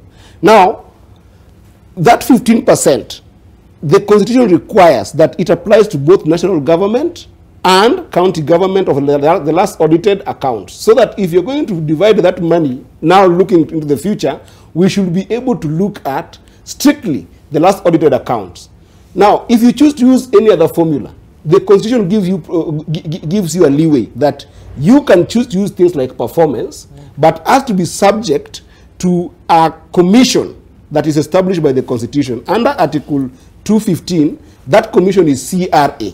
It is the only commission that is in, rather, is the only institution that is in the constitution that is mandated to use any other formula than the formula given in 2032, which is the last audited finances. And that is why, if you look at the composition of the commission under Article 215, the PS of the Ministry of Finance is a member, such that the Treasury cannot come with a different number when its member is sitting in CRA. Now, CRA has suggested that because you have projected more money to be received by the country or collected by the country, let us use something called performance. And this performance must take care of what Kwame was talking about, inflation. Inflation is basically increased cost of commodities and increased expenditure growth. For instance, you might find that in this company, the workers that you have here, perhaps there is some, cost of commodities that have increased, your expenditure have increased because of change of different things in the market. So let's take care of that. And now, what the commission did, commission proposed that let's use 8.4% as that rate of increase in commodities and expenditure growth, which is fair, is an economic standard practice. That was the one area that was increasing the money for counties. Then the second issue that was in that 407 is that counties are already entitled to something called medical equipment service expenses to a tune of 5.6 billion. It is not contentious even to the Treasury. That was also included in the 407. Then the one last one that was now very annoying is that if you look at 202, there is equitable share that is supposed to be given to counties, and then there's something called county additional revenue. That is money that you can give other than equitable shares. Now, what happens is that libraries was included in the figures that the national government gave to counties of around 425 million, when they should not have included that money, because libraries are not a function of counties under Schedule 4. What is happening with the libraries is that money that is supposed to go to employees who are in the libraries, and they're not in all counties, they're in a few counties. The national government does not have a predictable way of paying them, and therefore was just giving these counties an administrative function to be able to help them pay for these libraries. Then the Treasury choose to be sneaky and putting that money for libraries in the revenue share for counties. So if you look at the 407 money that we're talking about, it was not even too much to ask for from the national government based on the formula that we're talking about. It was a statistical and placement issue. You look at, you have done your math wrong in terms of your base for commodities cost and expenditure growth, which you're supposed to use the base of 1.7 billion of 2019-2020, and you did not use it. The CRA has pointed you out that here there's an error. Just adjust this based on the last audited finance, which is what you're supposed to do as members of parliament. And then you're being told that there is amount of money that has been included in this, like 425 million, that is not supposed to be here because it's a national government function, and the national government is just giving it to counties to help them pay for libraries, remove it, and then put the right money here. Then you're being told that the Treasury actually does owe you money that is already for you, 5.6 billion. If you compute those, that is what was bringing about this 37 additional billion that then pushed this money to 407. Why would a senator not read and look at those mathematical problems? Right. Why would an MP not read and look at those placement issues and give counties what is due to them? That actually, if it's not intellectual laziness of these MPs and senators, then for me, I give it the name executive overreach. The idea that the executive has got its hands on the Senate and in the Assembly to the extent that it makes them basically abscond their duty of combing these numbers. Because remember, those numbers were also combed by a committee of parliament mandated by the Constitution called Finance and Budget, which I sit in, to be able to look at those errors. So we have passed a division of revenue bill this year with mathematical errors. And that one the nation must know. We have denied counties monies based on mathematical and placement errors that the senators from the Kenya Kwanza side have just denied people rightful money. It was not even a contentious issue. It was an issue of political expediency, which these senators must be called out for and must be punished by their people for denying them money. All right, so we need to take a break. And now I wish Senator Sige was here so he can explain his side of things, because he was among the 22 senators who voted against increasing the allocation as contained in the bill from 385 billion shillings to 407. Blindly so. We take a break, but we'll be back with more. And on that note, can we close this door? You know, every time it opens, it gives me hope, and then you crash it when nobody walks through. See you on the other side of this break.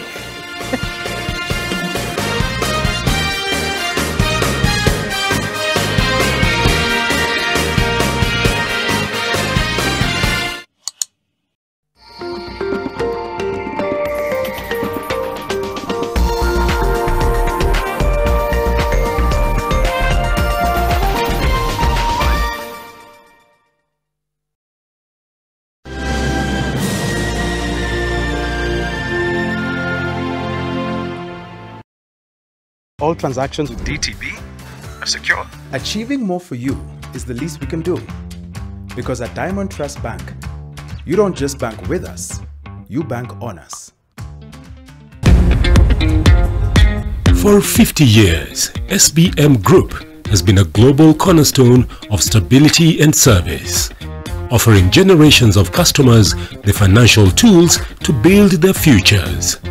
In Kenya, SBM Bank embarks on its 5th year. Through market fluctuations, economic downturns, and changing financial landscapes, it has remained steadfast in its commitment to providing the best possible service to its customers. SBM has proved to be a very important partner to our business. Banking with SBM, my money is safe.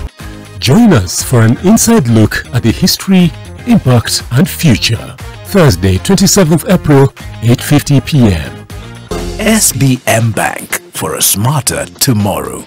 We partner with communities across all 47 counties by advancing education, by enhancing healthcare, by supporting economic opportunities. Because when we unite, there's nothing we can't do.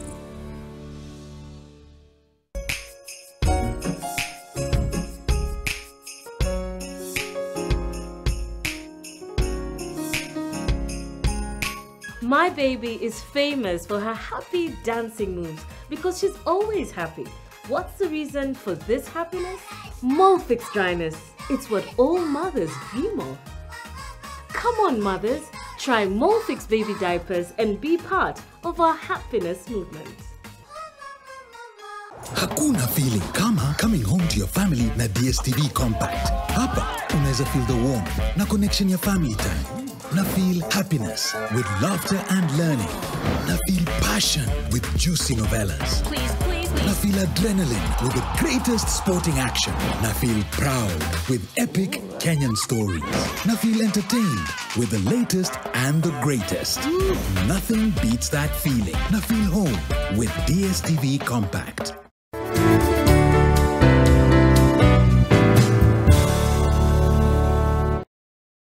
Own your dream home for as low as 1.98 million Kenya shillings in Vipingo Kilifi. SMS Vipingo to 22365 or call us today on 0740 400 215. Terms and conditions apply.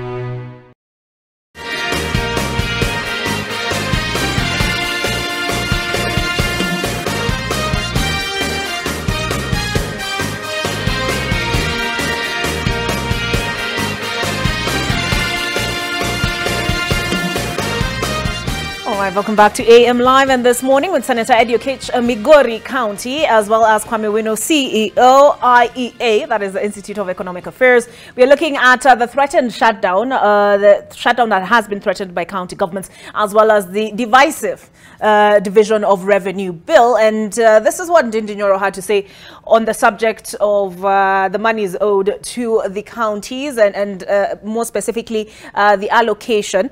So David Murray wrote this article that is on The Nation, and he noted that, interestingly, the report of the Budget and Appropriations Committee on the bill was tabled for debate even before the bill was introduced in the House or read a first time as required by the standing orders. The bill now awaits transmittal to the Senate for concurrence. That has now passed. And he quotes the chair of the Budget Committee, and that is Ndindi Nyoro, who said, where is that? Here it is, that counties have powers to levy taxes. They must enhance their capacity to raise their own revenue collection. Kwame, have counties contributed to the fiscal constraints they're now experiencing? No, they haven't, because the fiscal constraints right now, so remember, we are almost 80% of the financial year gone. And counties have only received 53% of the money. So that means their equitable share, which is not dependent on their own source revenue, but is actually passed as a law, the Division of Revenue Law is behind. So I think if Ndindi Nyoro said that, then he's less than honest, because that's not true. So that's one. Two, the Constitution gives power to the counties to collect revenues outside the equitable share. The equitable share, however, is specifically required regardless of whether counties collect zero or not. So this argument first started by the Treasury, and it's a dangerous argument because Kenyans seem to be taking it without examination, that counties are failing to collect revenues and relying on national government. Sorry, the Constitution says that those revenues are national revenues in the sense that they are for the whole country. They don't belong to the national government. And that's why when they're brought before Parliament for decisions, the National Assembly and the Senate make decisions and pass laws about how that distribution is to be made. The idea that that money belongs to the national government by right is just an assumption that we make, and I think the press should help us to correct it. So when someone says that the county governments should collect their own money and all that, that's not true, because it's still subject to county governments, the county assemblies, to pass those laws. And sometimes county assemblies may not have, or rather, it may not be politically possible or even feasible economically to collect new taxes regardless of that. So the equitable share, and that's why it's called equitable share, is a right of counties as much as it is also a right of the national government, I mean, of other agencies and departments. So the idea that, no, you take as much as we can and then get the others from that is a bit disingenuous, and I don't think that's an argument that should be allowed to fly. It's a red herring to actually divert us apart from the fact that, look, Constitution demands county governments should be given that money by right, and that decision is made by the county government, I mean by the Senate on one side and the National Assembly.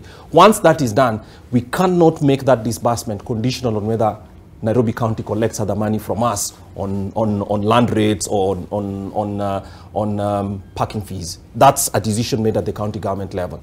And it is possible that members of the county assembly could decide, we don't want to charge parking fees.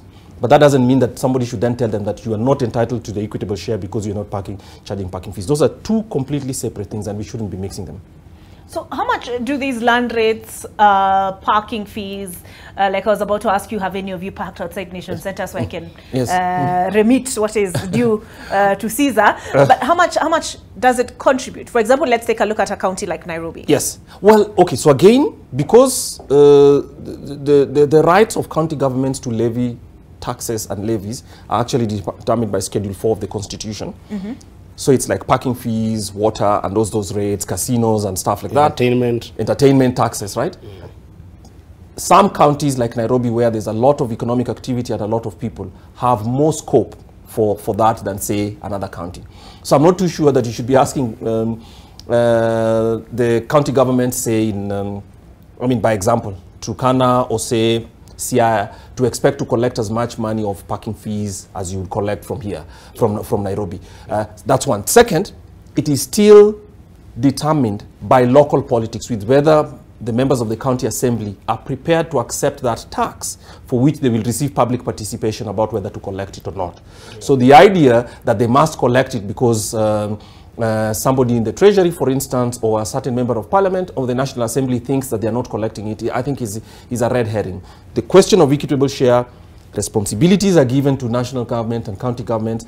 Those responsibilities are principally funded from the equitable share. So it varies. Nairobi can collect much, much more, so it gets to about sometimes as much as 20% additional of that, but other counties have less than 10%. And in my view, that's not necessarily a bad or good thing. It is just what counties are able to collect. So we shouldn't mix the question of the National Assemblies, the equitable share, together with the own source revenue. Yeah. The word own source revenue does not even appear in the Constitution. Yeah.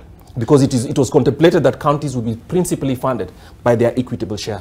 Yeah. So the idea that own source revenue is being equated to equitable share is a red herring, and I think it's a political gimmick. We should dismiss it in the dustbin as it deserves to be.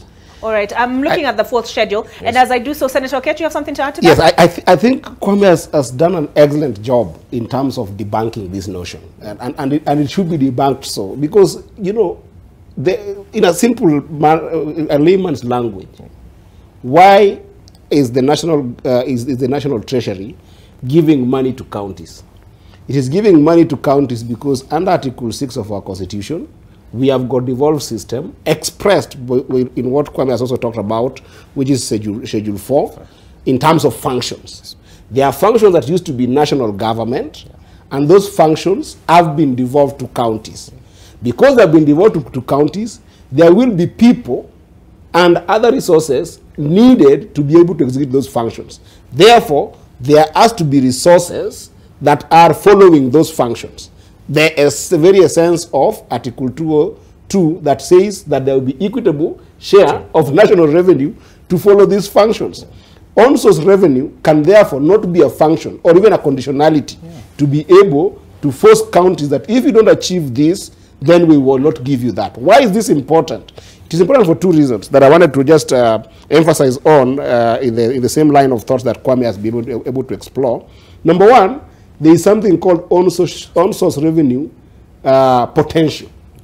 The potential of counties to be able to collect revenue under PFM Act that stipulates things like entertainment, things like parking fees, is completely different.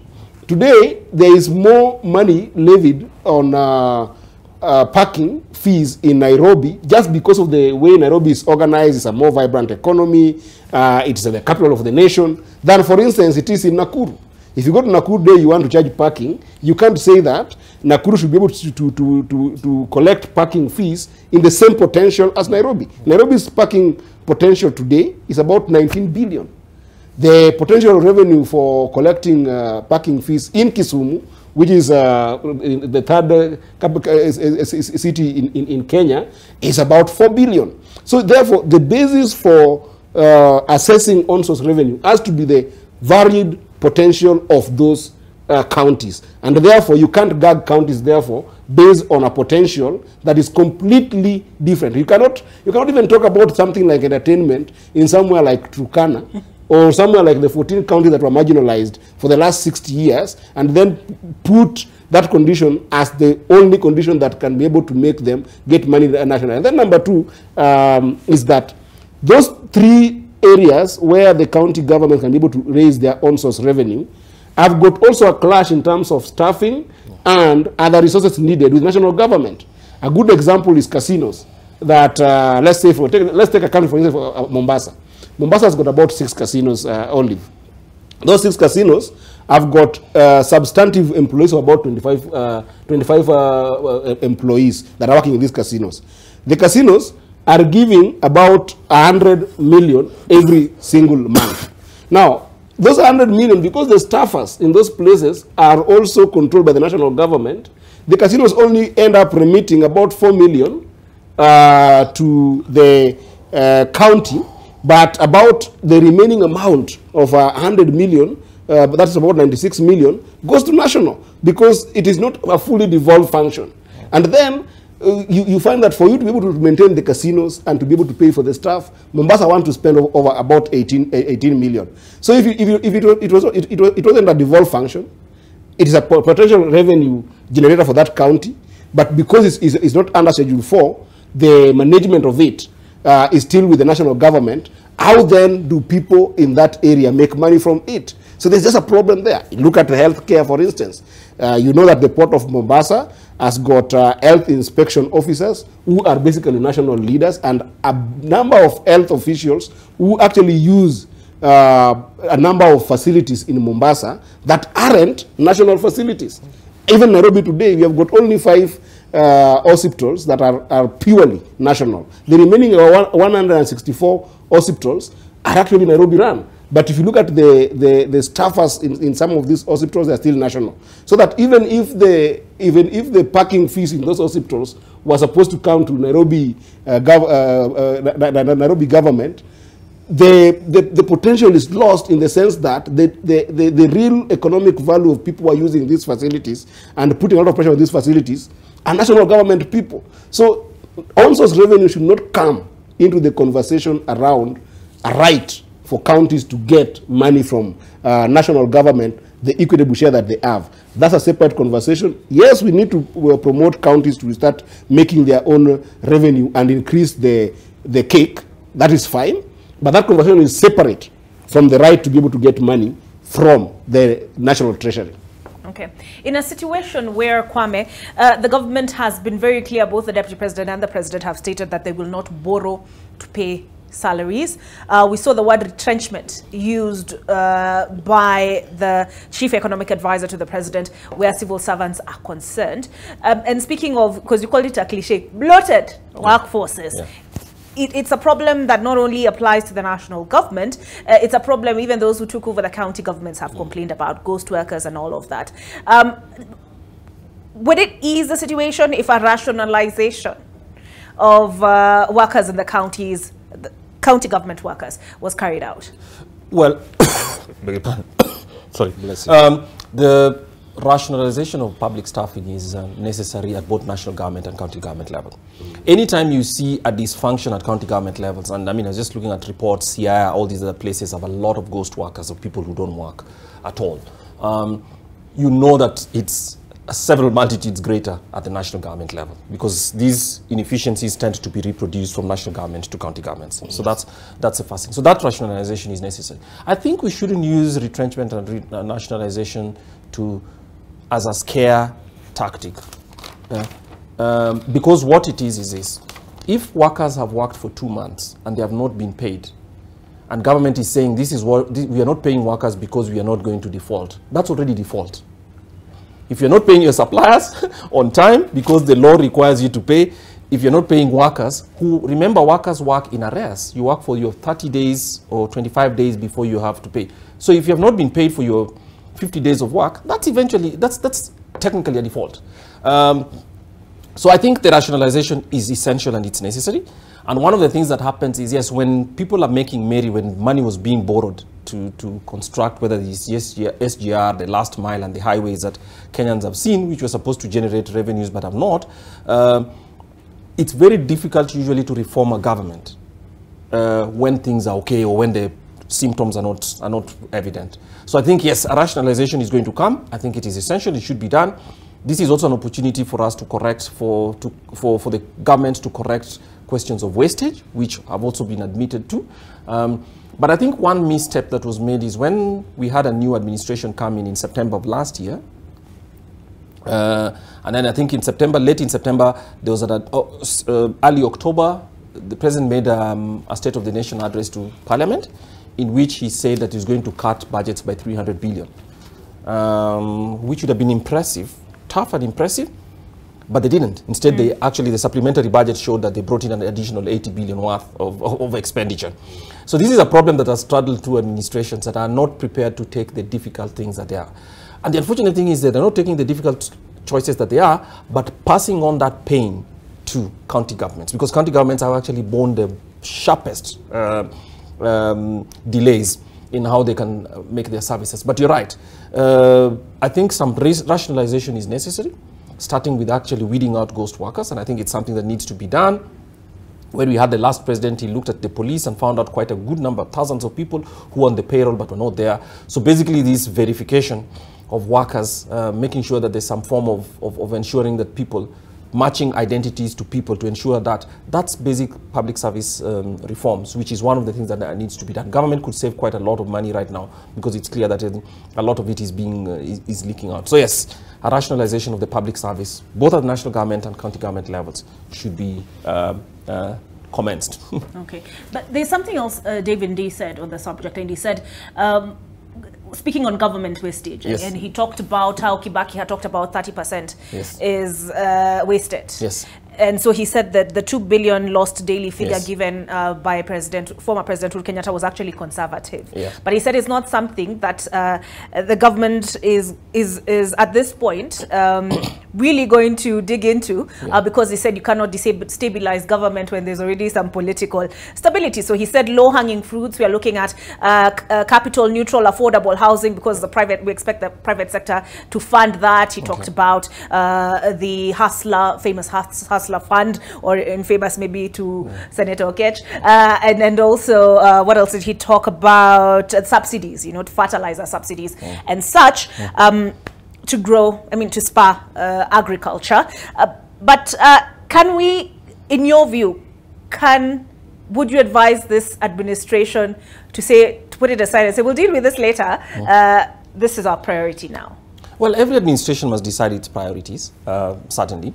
But I think it's not very prudent when you haven't paid workers for 2 months to be saying that you're subsidizing people, private sector farms, private farms, basically subsidizing farmers by giving them free fertilizer or highly subsidized fertilizer, which also had the effect of actually displacing private sector farms, because the fertilizer that came, it wasn't the right quality, but it displaced the private sector farms because the subsidy was too big and all that. So some of the choices that have been made, well-intentioned. I think the point we must say is that every government that comes most of the time actually has good intentions, but the way it plays out. And if it was up to me, I am actually looking at the point where it is now purely possible to debate that Kenya could have a default within a year or more. It is. So when that is it, I think whether you're choosing the lowest hanging fruits or not is a question of your choice. But if those lowest hanging fruits actually add to the problem or kick it into the future, I think that's not good political choice as well. I mean, the timing is. What I thought would be, and some of it has been done, not by the politicians, but the economic advisors you mentioned, it's upon a politician to come on national TV and say, look, Kenyans, this is what we are facing. The political communication is being left to quote-unquote technocrats, and therefore looking like we can actually cover ourselves by... Somebody needs to be adult enough to say, look, this is what we are facing. It is true that we haven't paid wages, but the reason is this. We are going to make some difficult choices in the next 12 months or so, and then we will recover over time.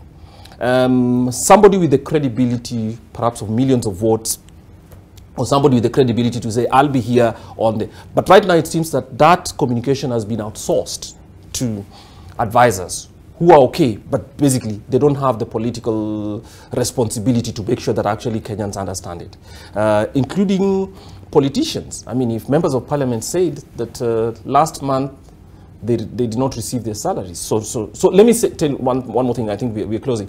One of the things that you also know tells you that this is a serious crisis is, if you look at the consolidated fund services, which covers the debt payments, the priority spending for the national government, for government in general, which is debt repayment, the payments for office holders, constitutional office holders, judges and all that, and on the other side as well, pensioners, people who've, right? The pensioners have only been paid for the first 3 months of the year. So the last time pensioners received money, if you look at how much money has been spent, it's only 31% of the money that was owed to pensioners that had been spent. Now that's a serious thing. because pensioners tend to have very serious vulnerabilities in many cases. Some of them might not make it alive by the time the money is available. That requires proper communication about what's exactly happening. We cannot toss this argument, because the elections are over. We cannot toss this argument the way I see, what are they called, the Prime Cabinet Secretary and everything else, addressing the political opposition, when the real elephant in the room is, how bad is this crisis, and how much more are we going to have to hold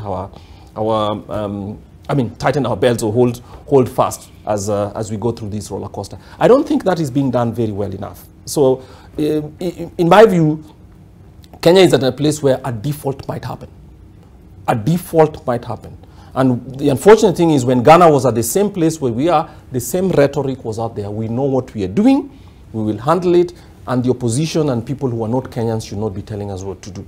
I think we need a toning down of things and to speak very, very like adults in the room to Kenyans. Do not infantilize Kenyans. Kenyans know what exactly is happening. If you haven't paid counties for 3 months now, going 4, that's a very serious decision that actually requires a little bit more than the political tossing with press statements brushed off that we've seen before. So yes, it's serious. Okay. Senator, should we consider, because debt is a fast charge, and you know, I learned this from David D. He was like, this is a fast charge, and he was talking about the interest on the debts accrued. He talked about the Eurobond maturing. Is it this year? Yes. Or this year? This year. This year. Oh, okay. So should we consider then making county allocations a second charge, so that you pay your debt, you send money to the counties, and then what is left you deal with? Actually, that question relates with what actually Kwame has explored in terms of rationalization and this entrenchment conversation. I tend to think differently, because I think that when you've got economic crisis and then you are in a crisis mode and you're developing short-term solutions and instant coffee solutions without substance look into the future, you end up running into serious problems. When you have an economic crisis and then you take those quick solutions, what happens is that you open another problem. Because actually, when you look at, after you raise money, the first charge is indeed debt. But the second charge is actually pensions. Pensioners must be paid the second. So the moment you are retrenching people because you have got economic crisis, where do they go? They go into your pension problem. So then that means that your second charge is going to even be bigger than your first charge. So for me, the solution is not perhaps to do this rationalization unless it's an issue of performance. You can do rationalization whereby, one, the attitude of county governments and national government, people are not working and delivering services that you need as you want. And then if it's an issue of ghost workers, that's a valid reason, because ghost workers are actually increasing cost of running business because, in government, because there are varied number of ghost workers. There are people who are dead, but were never removed from payroll. But the people who are earning those monies are people who are still in government. There are people who are also alive, do not know that they're in the payroll of government, and they are earning money. That means that somebody else is earning money on their behalf. Then there are people who are double earning money in the government system, so that they can be able to be a conduit for other people to get money. And then there are just people who also earn money, well intended. They are actually workers of government, whether in national or in counties, but they don't work. Somebody is employed in the county, but they're doing their PhD in the US, and therefore there is no economic input with regards to the output of payment by the government. That is a valid reason. But the other reason of entrenching, because you're feeling that you've got economic heat, for me, there are only two solutions in this case as I finish, Olive. Number one is that this government is very obsessed with sharing the cake that is available on the table. It is not obsessed with creating a bigger cake. To be fair, the Treasury Cabinet Secretary yesterday, I had a story read by Zainab Ismail, and she said they are looking to expand the tax base. Exactly, and the issue is, and how do you expand that tax base? That's the biggest conversation we need to have. The government must start being able to empower labor in such a way that labor should be affordable in this country and cultivate investments to different people. Okay. And of course, the government has always been keen on talking about this bottom-up agenda, without actually understanding how it works. That's why I know you are saying that I had a problem with the Hustler Fund because of the way it is structured. Okay. Number one, it has deflated money from counties. All right, so Senator, speaking of cakes, and Kwame was very right in observing that we need to close. Yes. We have to close. Yes. But what I will do is I will invite Senator Mutinda, Tabitha Mutinda, to also debate you on this issue again, because the haijaisha, right? It's still an ongoing issue. It's a perennial problem. So I will close AM Live on that note. Very engaging conversation. I have to say I learned a lot and enjoyed myself thoroughly. Thank you very much. Senator Eddie Okech, Kwame Wino, CEO, Institute of Economic Affairs. My name is Olive Burrows. Beni Lubembe coming up next.